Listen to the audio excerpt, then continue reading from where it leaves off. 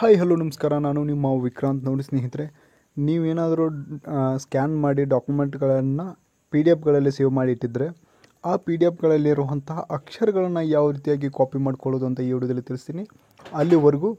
ಇನ್ನೂವರೆಗೂ ನೀವು ನಮ್ಮ ಚಾನಲ್ನ ಸಬ್ಸ್ಕ್ರೈಬ್ ಮಾಡ್ಕೊಂಡಿಲ್ಲ ಅಂದರೆ ಕೂಡಲೇ ಸಬ್ಸ್ಕ್ರೈಬ್ ಮಾಡ್ಕೊಳ್ಳಿ ಮತ್ತು ಪಕ್ಕದಲ್ಲಿರುವ ಬೆಲ್ ಐಕಾನ್ನ ಪ್ರೆಸ್ ಮಾಡಿ ಅಂತ ಹೇಳ್ತಾ ಈ ವಿಡಿಯೋನ ಶುರು ಮಾಡ್ತಾಯಿದ್ದೀನಿ. ಬನ್ನಿ ನೋಡ್ಕೊಂಬರೋಣ. ನಿಮಗೆ ಮೊದಲಿಗೆ ಒಂದು ಸ್ಕ್ಯಾನ್ ಮಾಡಿರುವಂಥ ಪಿ ಡಿ ಎಫ್ನ ತೋರಿಸ್ತೀನಿ, ಆಮೇಲೆ ಯಾವ ರೀತಿಯಾಗಿ ಅದು ಮತ್ತೆ ಅಕ್ಷರಗಳು ಸ್ಕ್ಯಾನ್ ಆಗುತ್ತೆ ಅಂತ ತೋರಿಸ್ತೀನಿ. ಮೊದಲಿಗೆ ಏನು ಮಾಡೋಣ, ಫೈಲ್ನ ಓಪನ್ ಮಾಡೋಣ. ಅದನ್ನು ಓಕೆ, ಆ ಫೈಲ್ನ ಓಪನ್ ಮಾಡಿ ನಿಮ್ಗೆ ತೋರಿಸ್ತೀನಿ ಯಾವ ರೀತಿಯಾಗಿ ಇದನ್ನಾಗುತ್ತೆ ಅಂತ.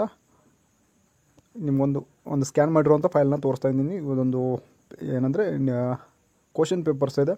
ಇಲ್ಲಿ ನೋಡ್ಬೋದು, ನಾವು ಯಾವುದೇ ರೀತಿ ಫ್ರೆಶ್ ಮಾಡಿದ್ರೂ ಕೂಡ ಇಲ್ಲಿ ಏನಾಗ್ತಾಯಿಲ್ಲ, ಟೆಕ್ಸ್ಟ್ ಏನಾಗ್ತಾಯಿಲ್ಲ, ಕಾಪಿ ಆಗ್ತಾಯಿಲ್ಲ. ಇವಾಗ ಏನು ಮಾಡೋಣ, ಕ್ರೋಮ್ಗೆ ಹೋಗೋಣ. ನಿಮಗೆ ಅದು ವೆಬ್ಸೈಟ್ ಲಿಂಕ್ ಏನಿದೆ ಅದನ್ನು ನಿಮಗೆ ಏನು ಮಾಡ್ತಾಯಿದ್ದೀನಿ, ನಾನು ಡಿಸ್ಕ್ರಿಪ್ಷನಲ್ಲಿ ಕೊಟ್ಟಿರ್ತೀನಿ, ಹೋಗಿ ನೋಡಿ. ಅದರ ಮೇಲೆ ಕ್ಲಿಕ್ ಮಾಡೋದ್ರ ಮೂಲಕ ನೀವೇನು ಮಾಡ್ಬೋದು, ಈ ವೆಬ್ಸೈಟ್ಗೆ ಬರ್ಬೋದು. ಈ ವೆಬ್ಸೈಟಿಗೆ ಬಂದ ತಕ್ಷಣ ನೀವೇನು ಮಾಡಬೇಕಾಗತ್ತೆ, ಇಲ್ಲಿ ಸೆಲೆಕ್ಟ್ ಫೈಲ್ಸ್ ಅಂತ ಇದೆ, ಇಲ್ಲಿ ಅದನ್ನು ಸೆಲೆಕ್ಟ್ ಮಾಡ್ಕೊಳ್ಳಿ. ಮತ್ತು ನೀವು ಯಾವುದು ಸ್ಕ್ಯಾನ್ ಮಾಡಿ ಇಟ್ಟಿದ್ದೀರ ನೋಡಿ ಡಾಕ್ಯುಮೆಂಟ್ಸ್ನ, ಅದರ ಮೇಲೆ ಆ ಡಾಕ್ಯುಮೆಂಟ್ಸ್ನ ಏನು ಮಾಡಿ ಇಲ್ಲಿ ಸೆಲೆಕ್ಟ್ ಮಾಡಿ ಅಪ್ಲೋಡ್ ಮಾಡಿ. ಇದು ಕೆಲವೊಂದು ಸೆಕೆಂಡ್ಸ್ಗಳನ್ನು ತೊಗೊಳುತ್ತೆ. ಪಿ ಡಿ ಎಫ್ ಸೈಜ್ ಮೇಲೆ ಇದು ಟೈಮ್ನ ತೊಗೊಳುತ್ತೆ. ಓಕೆ, ಇಲ್ಲಿ ನೋಡ್ಬೋದು ಅಪ್ಲೋಡ್ ಆದ ತಕ್ಷಣ ಇಲ್ಲಿ ನೀವು ಕನ್ವರ್ಟ್ ಅಂತ ಇದೆ, ಇದ್ರ ಮೇಲೆ ಕ್ಲಿಕ್ ಮಾಡಿ. ಇದೇನು ಮಾಡಾಗುತ್ತೆ, ಪ್ರೊಸೆಸ್ ಆಗ್ತಾ ಇರುತ್ತೆ. ಓಕೆ, ಪ್ರೊಸೆಸ್ ಆದ ತಕ್ಷಣ ಏನಾಗುತ್ತೆ, ಆಟೋಮೆಟಿಕ್ ಅದು ಡೌನ್ಲೋಡ್ ಆಗುತ್ತೆ.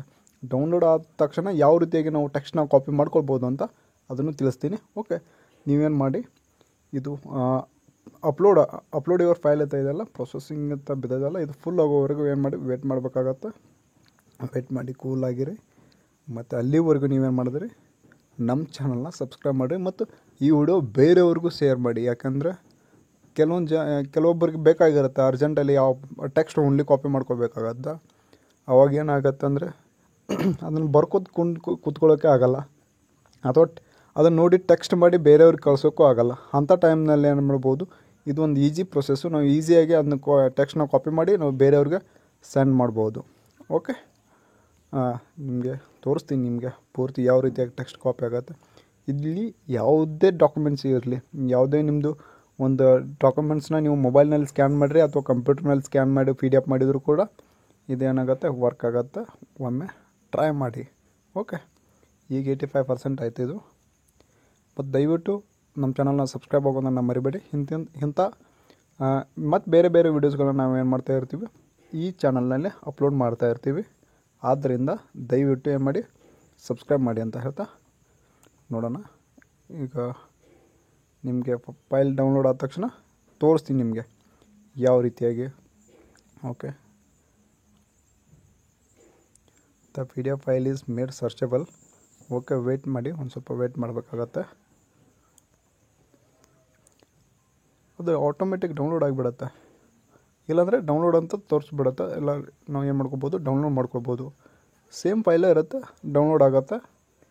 ನೆಕ್ಸ್ಟ್ ಅಲ್ಲೇ ನಾವು ಏನು ಮಾಡ್ಕೊಬೋದು, ಇದೇ ಯಾವ ರೀತಿಯಾಗಿ ಓಪನ್ ಆಗೈತಲ್ಲ ಅದೇ ರೀತಿಯಾಗಿ ಓಪನ್ ಆಗುತ್ತೆ.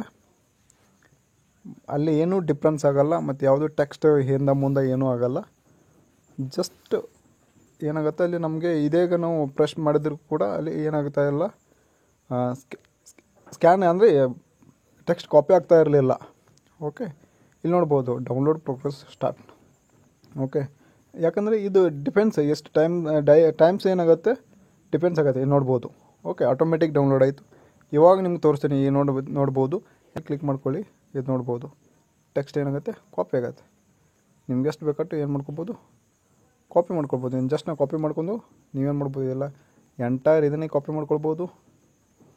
ನಿಮ್ಗೆ ಯಾವ ರೀತಿ ಬೇಕೋ ಆ ರೀತಿ ಏನು ಮಾಡ್ಕೊಳ್ಬೋದು, ಕಾಪಿ ಮಾಡ್ಕೊಂಡು ನೀವೇನು ಮಾಡ್ಬೋದು, ಸೆಂಡ್ ಮಾಡ್ಬೋದು. ಇಂತಹ ವೀಡಿಯೋಸ್ಗಳಿಗಾಗಿ ನೀವೇನು ಮಾಡಿ, ನಮ್ಮ ಚಾನಲ್ನ ಸಬ್ಸ್ಕ್ರೈಬ್ ಮಾಡ್ಕೊಳ್ಳಿ ಅಂತ ಹೇಳ್ತಾ ಈ ವಿಡಿಯೋನ ಮುಗಿಸ್ತಾ ಇದ್ದೀನಿ. ಜೈ ಹಿಂದ್, ಜೈ ಕರ್ನಾಟಕ ಮಾತೆ, ವಂದೇ ಮಾತರಂ.